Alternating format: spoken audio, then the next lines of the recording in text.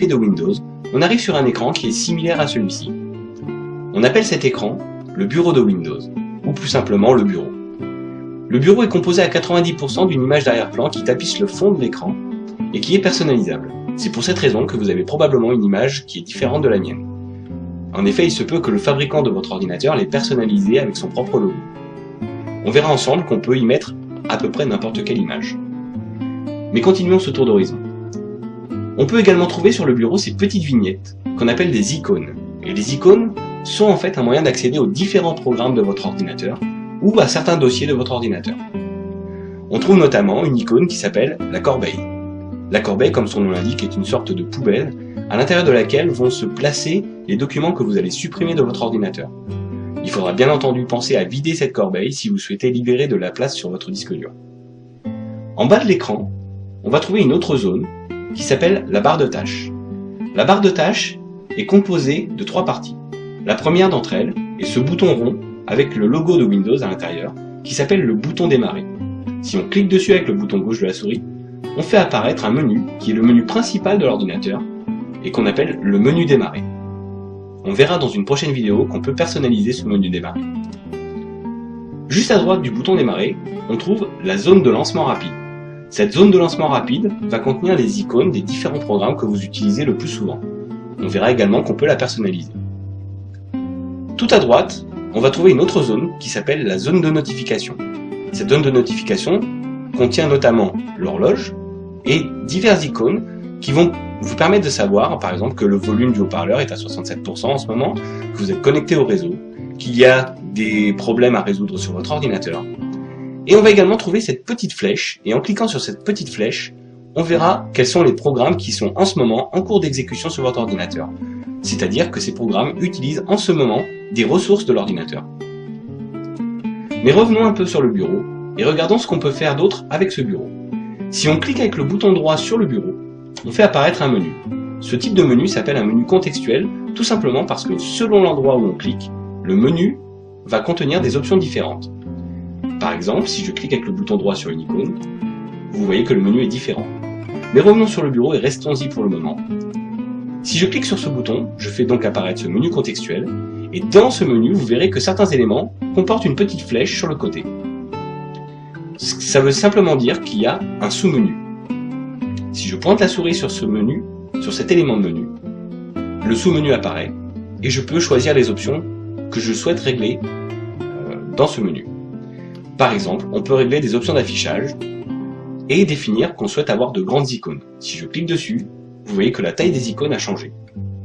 Si je souhaite revenir à l'état initial, je clique à nouveau avec le bouton droit sur le bureau, je vais dans le menu affichage et dans le sous-menu, je choisis icône moyenne.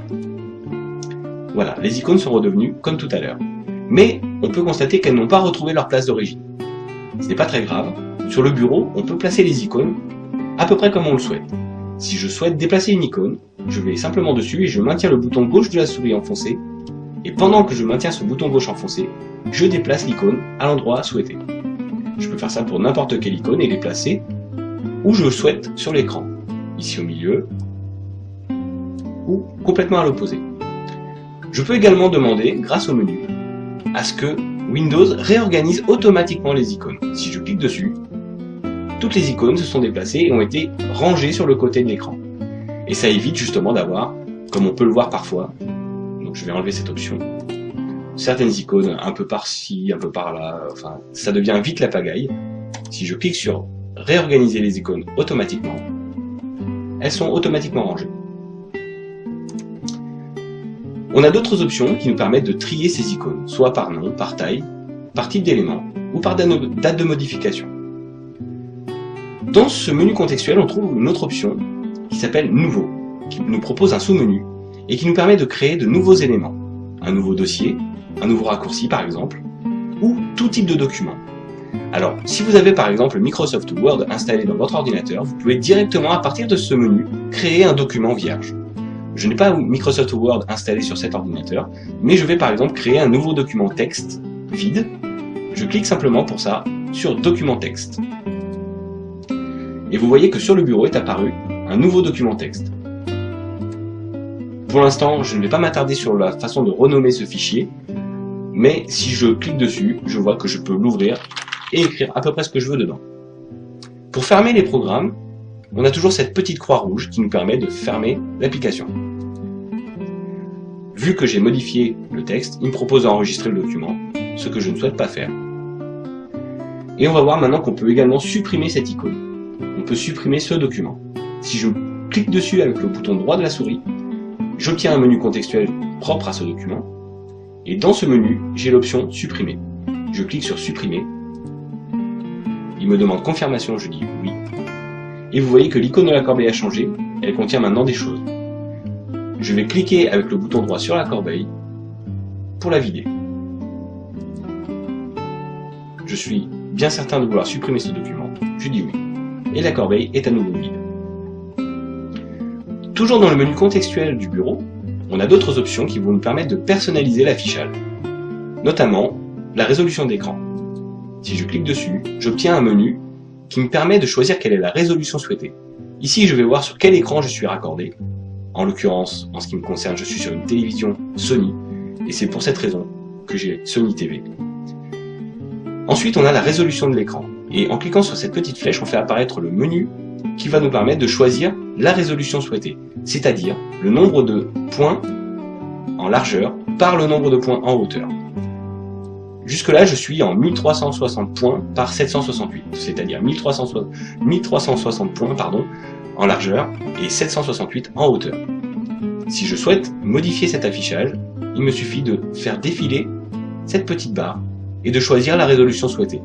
Bien sûr, plus la résolution est basse, plus les icônes vont apparaître grosses et plus le texte va être gros. Mais parfois, ça peut être gênant dans certains programmes, tout simplement parce qu'on a moins de choses à l'écran et on est obligé de faire défiler les éléments. C'est pour cette raison que j'ai choisi l'affichage maximal. Mais vous pouvez le personnaliser comme vous le souhaitez, de façon à avoir une utilisation plus confortable de votre écran et de votre ordinateur. Une fois que vous avez sélectionné la résolution souhaitée, vous cliquez sur OK. On peut également, depuis le menu, accéder aux gadgets. Alors, le bureau de Windows peut être équipé de gadgets. On va cliquer dessus et voir ce qui se passe et ce qu'on nous propose.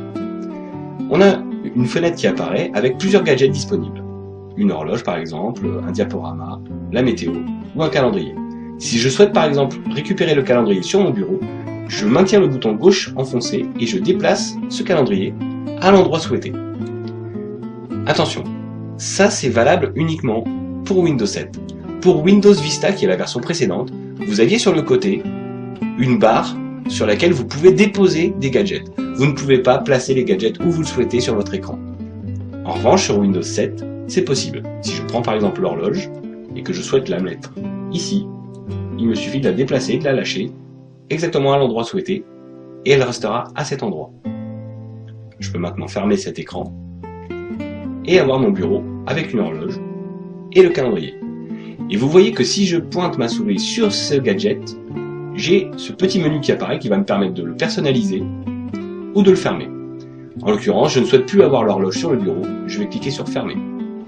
Et je veux également me débarrasser du calendrier, donc je vais faire la même chose, je pointe simplement la souris sur le calendrier et je clique sur le bouton fermer. Une dernière option qu'on a dans ce menu est de personnaliser. Alors personnaliser, c'est toutes les options qui vont être personnalisables pour ce bureau Windows. Alors, on reviendra sur cet écran tout de suite derrière, mais on va d'abord regarder quelles sont les options qu'on peut personnaliser. Notamment, je vous disais tout à l'heure, l'arrière-plan du bureau. Si je clique dessus, j'obtiens une liste avec des photos contenues dans l'ordinateur. Il me suffira de cliquer sur l'une de ces photos pour changer l'arrière-plan. Par exemple, si je clique sur cette image, vous voyez que l'arrière-plan a changé et est maintenant recouvert de ces petits personnages que j'ai sélectionnés. Pour enregistrer les modifications, je clique simplement sur enregistrer les modifications. Je peux à n'importe quel moment revenir et changer à nouveau cette image. Je vais revenir sur l'image d'origine et je peux choisir la façon dont cette image s'affiche. Si je souhaite qu'elle remplisse l'intégralité de l'écran ou qu'elle soit ajustée, étirée, en mosaïque ou centrée. On peut aussi avoir plusieurs images sélectionnées. Par exemple, si je sélectionne en cochant ces petites cases, 4 de ces images, et je lui demande de changer ces images toutes les 30 minutes, les 15 minutes, les 10 minutes, ou autres, 10 secondes par exemple, et de faire un affichage aléatoire. En l'occurrence, je ne souhaite pas avoir toutes ces images, je vais garder une seule photo et je vais enregistrer les modifications. On peut également changer la couleur des fenêtres en cliquant sur couleur des fenêtres. Par défaut, elles sont bleues, mais je peux les avoir roses, vertes, jaunes, orange, rouge.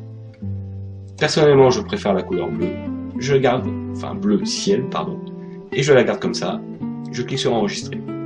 On peut également avoir des sons qui se déclenchent à certains événements de Windows. On va pas en parler tout de suite, c'est pas très intéressant.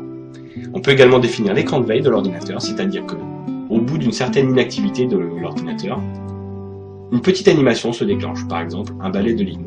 On voit ici un aperçu de ce que ça peut donner. Alors, si je mets par exemple quelque chose qui soit un peu plus parlant, des bulles, on voit que des petites bulles s'animent en fait sur le fond d'écran. Si je choisis cet écran de veille, au bout d'une minute, j'aurai des bulles qui s'animent sur mon écran, jusqu'à ce que je bouge la souris et que je reprenne une activité. Je vais pour l'instant cliquer sur annuler.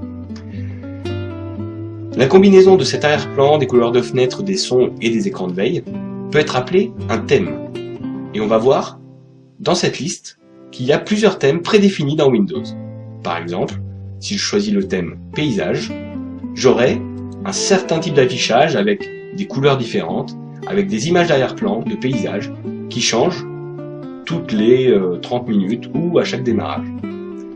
Je ne souhaite pas avoir de thème, donc je vais reprendre mon thème d'origine, c'est-à-dire mon fond d'écran simple, sans écran de veille, avec mes sons classiques de Windows. Je ferme maintenant cette fenêtre